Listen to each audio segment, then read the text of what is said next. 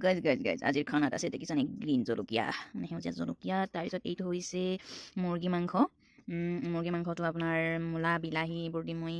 বনাইছোঁ তাৰপিছত এইটো দাইলত মই দিছোঁ চব্জি কল দাইল তো মই এইবোৰ কেনেকৈ বনালোঁ চাওঁ বলক ये क्या है अभी मजा आएगा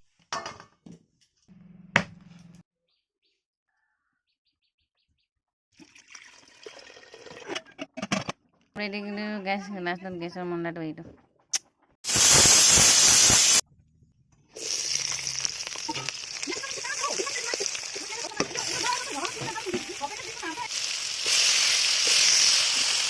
হৈ গ'ল মাংস ৰেডি